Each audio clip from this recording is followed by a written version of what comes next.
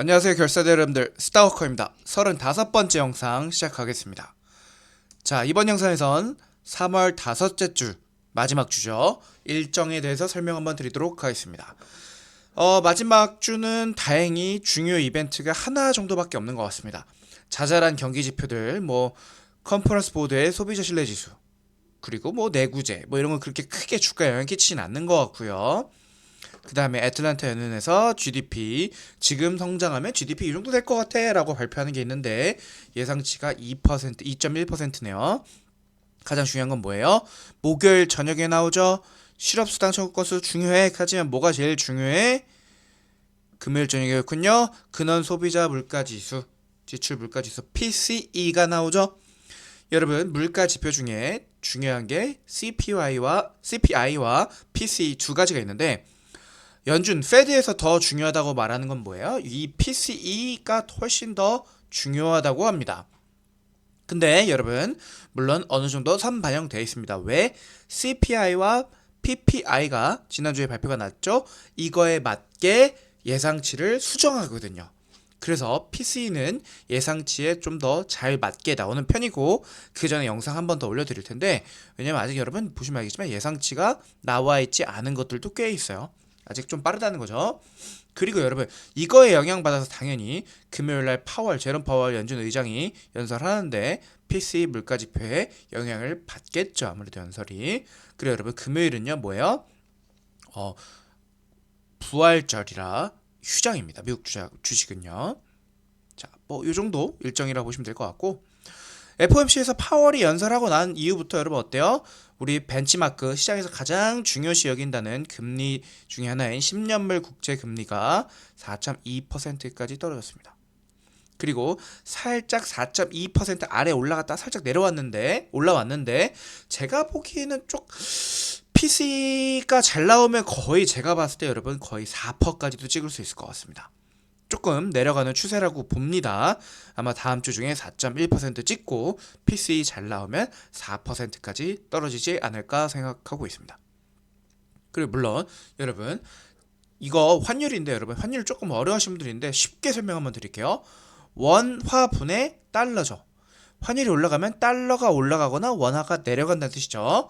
그러니까 이렇게 생각하면 돼. 환율은 뭐야? 그냥 달러의 가치다. 이렇게 기억해 두시면 된다. 환율이 올라갔다, 달러의 가치가 올라간 거고 상대적으로 원화의 가치가 떨어진 거다. 보면 어때요 여러분? 9일 10일쯤에 조금 알아있다가 저번 주부터 쭉 올라오고 있네요. 그쵸? 파월 인터뷰 이후의 변화를 보시면 될 것 같고요. 여러분, 당연히 여러분, 환율은 그 나라의 성장률을 따라가기도 합니다. 여러분이 생각하기에 미국이 잘 나갈 것 같아. 그 원화 갖고 있던 거 달러로 바꾸지 않겠습니까? 그쵸? 자, 그래서 여러분, 이런 환경이 주어지면 뭐예요? 미국으로 돈이 몰린다는 거야. 달러가 올라간다는 건, 그치? 달러를 더 많이 찾으니까. 플러스 금리가 내려가면 뭐야? 성장주들에 있어서 굉장히 좋은 분위기를 가져오게 된다. 그쵸? 그런데 말입니다. 근데 지난주 파월 이후로 보면요, 인터뷰 이후로 보면요, 첫날에 좀 올랐지만 그 이후로는 생각보다 막 오르진 않았어요. 특히 반도체 주식들이 생각보다 안 오른 편이긴 한데 AMD가 조금 문제가 있었다고 보시면 될 것 같고요. 그러나 엔비디아는 잘 오르고 있습니다. 금요일 하루에만 3%가 올랐어요. 저희는 2배짜리 갖고 있기 때문에 6% 올랐죠. 쏠쏠하죠. 그리고 빅테크는 여러분 생각보다는 애플이 꽤나 조정을 받은, 좀 이따 보여드릴 건데 받은 상황이라 오히려 조금 올랐어요. 테슬라는 여전히 빠지고 있고요. 그래서 여러분, 엔비디아 GTC 전후로 여러분 계속 엔비디아에 대한 TP라고 하죠. TP가 뭐냐면 Target Price예요. 목표 주가가 상향되고 있습니다. 거의 대부분의 업체, 여러분 거의 800달러에서 1000달러 이상인데, 저는 저보고 너 목표 수치 몇이니 엔비디아? 그럼 전 1200달러 정도로 정할 것 같습니다. 그리고 여러분, 어쩔 때는 애널리스트들이 이렇게 목표 주가를 올려도 주가가 반응이 없을 때가 있고요. 또 굉장히 애널리스트에 쓰는 리포트에 따라 움직일 때가 있는데, 여러분 금리가 낮으면요, 아무래도 시장에 대해서, 종목들에 대해서 좋게 보잖아요. 애널리스트 의견을 조금 따라가는 의견이 좀 생기게 됩니다. 제가 생각하기에 파월 인터뷰 이후에 10년째 금리가 내려가면서 리포트들이 조금 더 약발이 들기 시작했다. 제가 봤을 때 그래서 엔비디아는 올해 안으로 $1,000는 무조건 넘는다. 또 비트코인도 당연히 1억은 그냥 넘는다 라고 생각하고 있습니다. 제 생각이에요. 그러나 여러분, 그런데 말입니다. 굉장히 큰 위기가 지금 발생했죠. 뭐예요? 빅테크 기업들, 특히 그 중에서도 애플이 큰 문제를 겪고 있어요. 반독점법 이슈로 법무부가 기소했습니다, 여러분. 자, 반독점법, 안티트러스트라고 하죠. 그러니까 얘네가 뭘 잘못했냐면 애플이 애플만의 생태계가 있죠. 애플은 폐쇄형입니다. 애플이 허락을 해줘야지 뭐 어플을 들어올 수 있거나 애플 스토어에 들어올 수 있거나, 그러니까 자기네 마음대로. 옛날에 마이크로소프트가 여러분 윈도우 뭐 만들면서 자기네들 걸 끼어 팔기 한 것처럼 우리가 한 거, 우리 애플을 이용해야지만 이 서비스를 이용할 수 있어, 뭐 이런 것들이 굉장히 많죠. 사실 여러분 이거는요, 스티브 잡스 때도 그랬지만 팀 쿡 이후로 굉장히 많이 있었죠.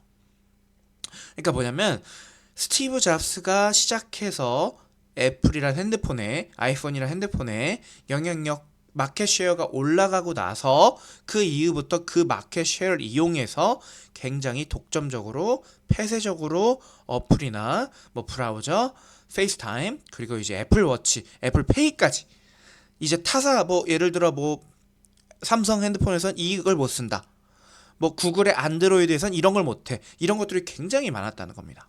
폐쇄적인 비즈니스 모델. 그래서 여러분 미국에서 법무부 DOJ라고 하죠. Department of Justice에서 기소를 했다고 합니다. 근데 플러스 애플은 여러분 유럽에서도 기소당한 상황이죠. 그러니까 뭐예요, 여러분? 어떤 느낌이에요? 애플의 MS 마켓쉐어가 올라가면서, 시장 점유율이 올라가면서 슬슬 애플에도 굉장히 견제가 들어오기 시작했다. 여러분 이게 진짜 웃기게도 한국에선 여러분 재벌 기업들 쪼개야 돼 이러면 난리 나죠. 국민들부터 문제야. 그렇게 못하게. 야 어디 뭐 전 세계 어느 나라 이렇게, 여러분 잘 모르는 소리에 정말 무식한 소리에 정말 답답해. 그럴 때 들을 때마다. 미국의 특징인데요, 여러분요. 미국은요, 독점 기업 혹은 과점 기업이 생기면요 역사적으로 항상 쪼개왔습니다. 심지어 일본도 쪼개왔습니다. 이스라엘도, 유럽도 쪼개왔습니다, 여러분. 우리나라만 안 하는 거 어떻게 보면 거의, 그게 우리나라가 후진국, 경제적으로 기업 문화적으로 후진국이라는 증거인데, 그래서 여러분 애플이 굉장히 위기입니다. 근데 플러스 이제 뭐 한다냐면 여러분 구글까지도 메타 상대로도 지금 시작한다는 얘기가 있습니다. 빅테크가 커지자 미국 정부에서 빅테크들을 쪼개버리려고 견제가 시작했다. 이 얘기가 여러분 옛날에도 나왔었어. 근데 옛날에 못했어. 왜? 중국이 치고 올라와서. 틱톡 이런 데 치고 올라오니까 메타 공격 못했어.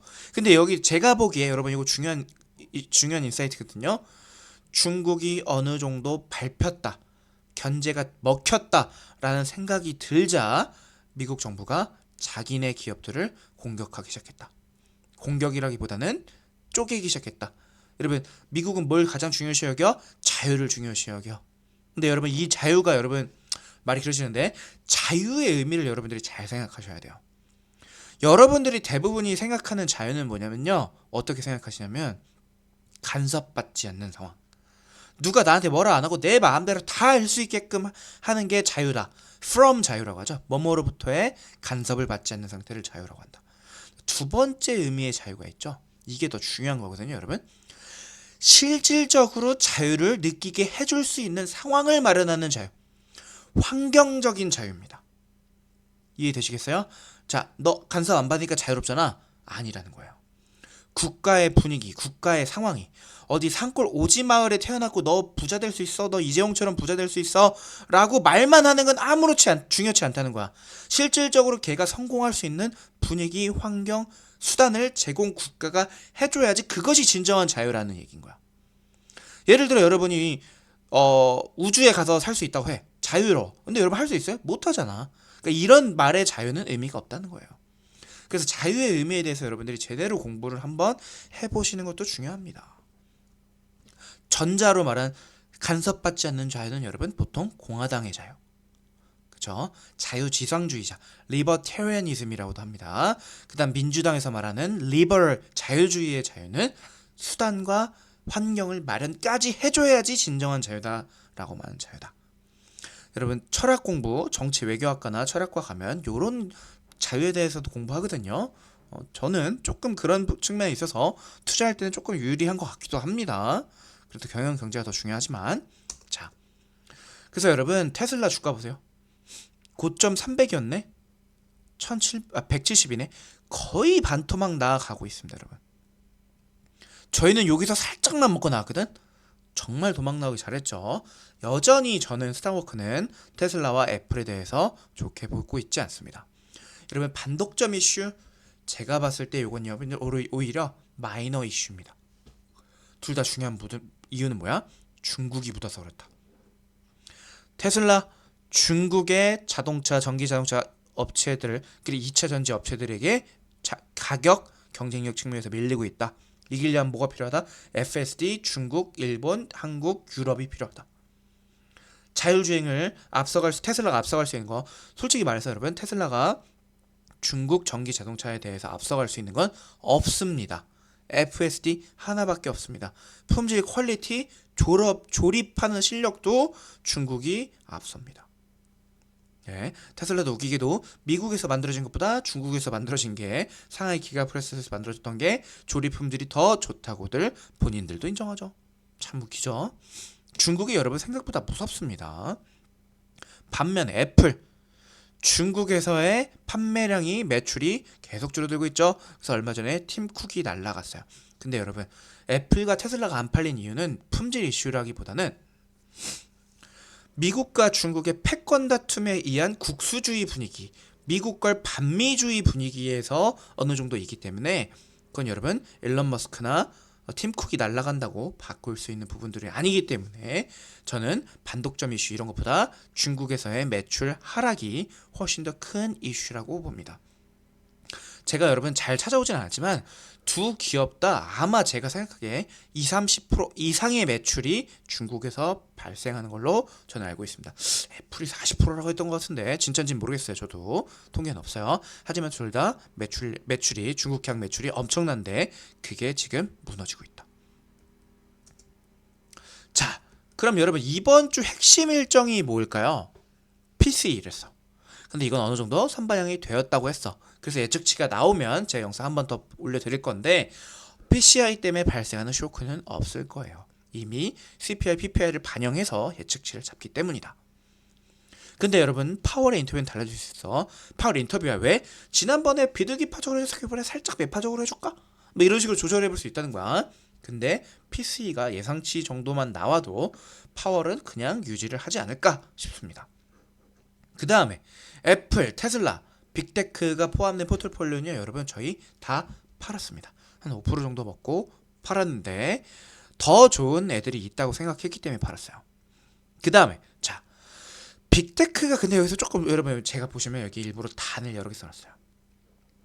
왜 그랬을 것 같아? 글을 못 써서 그랬을 것 같아? 그게 아니라 제가 좀 강조하고 싶은 게 뭐냐면 여러분들 주식 투자할 때 조금 더 복잡하게 깊게 해야 한다는 걸 강조하게 써놓은 건데 이런 빅테크가 안 좋아지면 반도체 기업들도 당연히 영향 받습니다. 반도체 어디다 팔아? 빅테크한테 파는 거야. 그래서 여러분 빅테크 주식이 빠지고 얘네한테 악영향이 가면 반도체 기업들 필라델피아 반도체 지수도 살짝 빠질 수 있다. 영향을 받는다는 거야. 제가 하고 싶은 말은. 그러나 또 생각할 게 있지. 여러분 AI 움직임이 우리 안티트러스트 반독점법 기소당했다고 해서 AI에 대해서 투자를 줄일까요? 여러분 분담금 쌓을 수도 있어. 충격에 대비해서 돈을 쌓을 수도 있어. 좋은 영향은 절대 아니야. 근데 여러분 야 이렇게 사지 않겠어? 여러분이 기업 입장이야. 여러분이 애플이야. 야 우리 AI 지금 뒤늦게 따라가는데 반독점 됐으니까 이거 멈춰야 돼? 드라이브 늦춰야 돼? 모멘텀 낮춰야 돼? 절대 그렇게 안 합니다. 그것과 무관하게 우리는 현금이 많은 기업이니까 이것의 장점을 살려서 AI 투자는 지속적으로 해야 됩니다. 이렇게 나올 수 있다는 거야. 그러니까 뭐야? 단기적으로는 빅테크가 영향받으면 주가에 반도체 기업들도 악영향 받을 수 있고 빅테크도 당연한 거고. 근데 그럼 팔아야 돼? 아니죠. 장기적으로는 큰 영향을 또 없다고 봐야 돼요. 여기서 장기가 뭐예요? 그건 여러분 주식에서 말하는 단기와 장기는 굉장히 모호합니다. 애매하다고 해야 되나? 모호가 맞겠네. 뭐 애매와 모호에도 차이가 뜻이 있는데 까먹었네. 헷갈리네. 무슨 말을 하는지 모르면 애매고 아닌가? 모호인가? 애매하다. 모호고 아마 이게 높다 낮다. 이게 높다가 뭔데? 그게 애매하다 일 거야 아마. 그럴 거예요. 그래서 뭐냐면 마이크로소프트 여러분 90년대 말 2000년대 기소당했죠? 왜? 얘네도 윈도우 오퍼레이팅 시스템 그거 끼어 팔아서 그때 여러분 반독점 안티트러스트법 공격받았습니다. 그래서 여러분 어떻게 했냐면 제가 알기로는 이때였을 거예요. 이때 우리 그 유명한 빌 게이츠가 CEO에서 나오고 이렇게 할게라고 하고 잘 넘어간 걸로 알고 있습니다. 그래서 얘는 그래도 다행인 건 마이크로소프트는 기업이 쪼개지진 않았어. AT&T 한국으로 치면 KT 옛날에 한국으로 치면 KT, SK, LG가 다 AT&T였던 거야. 통신사들이. 그래서 얘는 아마 제가 기억하기에 열 몇 개 기업으로 쪼개버렸어. 여러분 그 유명한 록펠러 그 뉴욕에 하면 록펠러 센터 있죠? 석유왕 록펠러라고 하죠. 이 사람이 스탠더드 오일이라는 회사를 세웠었는데 여러분 제가 기억하기에 거의 90% 미국 석유 생산의 90%를 이 사람이 먹었던 걸로 기억합니다. 그래서 뭐 30몇 개인가 40몇 개인가로 쪼개버렸어. 진짜 신경 어려질까요? 쪼개져서 유명한 기업들 여러분 대표적인 정유회사 뭐예요? 석유회사? 쉐브론? 그 뭐야? 엑스모바일. 쉐브론 엑스모바일 스탠더드 오일의 소속이었어. 쪼개진 30몇 개인가 40몇 개 중에 하나였어. 근데 걔는 시총이 옛날에 작살났었죠. 그래도 1등이었어 옛날에.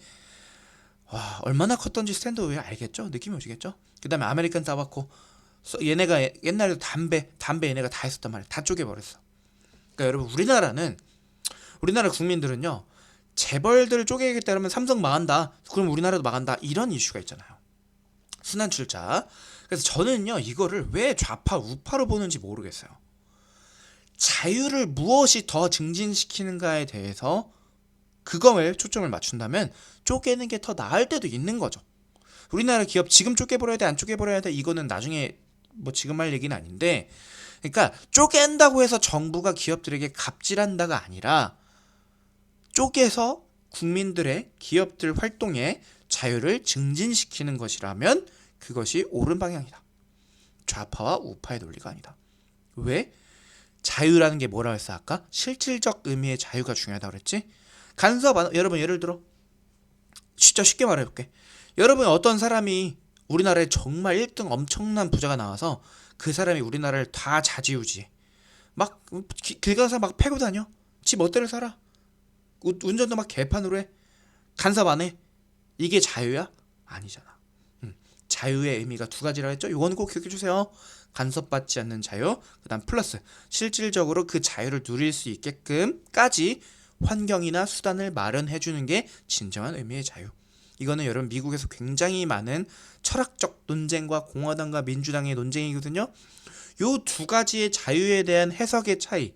저는 리버테리언니즘 자유지상주의자는 아니고 리버럴 자유주의라고 생각하는 사람인데 요 자유에 대한 두 가지 개념이 있다라는 걸 알고 세 번째 개념도 있긴 해. 이 두 가지 개념을 알고 그 다음에 미국 정치나 한국 정치를 바라보시면 굉장히 도움이 많이 된다. 자, 그래서 이번 주 핵심 일정 다시 올려드리겠지만 여기까지 할 거고요. 그 다음에 제가 계좌를 옮겨버렸는데 애매해졌어. 그냥 이거 더하기 이거 하면 될 것 같아. 그러면 대략 35%의 YTD, year to date, 1월 1일부터 그냥 오늘까지를 YTD라고 그래. 35% 수익률이라고 합니다. 저희는 그 정도 하고 있습니다. 원래 40% 찍었다가 살짝 물렸다가 지금 올라오는 과정이라 내려왔는데 다른 분들한테 물어보면 한 40% 됐을 것 같기도 하고 재계약률 이번 달 한 달 나갔다. 교육도 시켜드리고 매매까지 도와드린다. 3개월 이상 했는데 마이너스면 멤버십 환불 해드린다. 근데 지금까지 70명 단 한 번도 해드린 적이 없다. 왜? 다 전원 흑자다. 100% 모든 멤버 every single one of them 다 흑자였다. 여러분 계좌에서 여러분이 굴리는 거다. 사기 걱정 없다. 궁금하면 5만원 내고 10일 경험해보셔라. 아시겠죠? 이상 스타워커였습니다.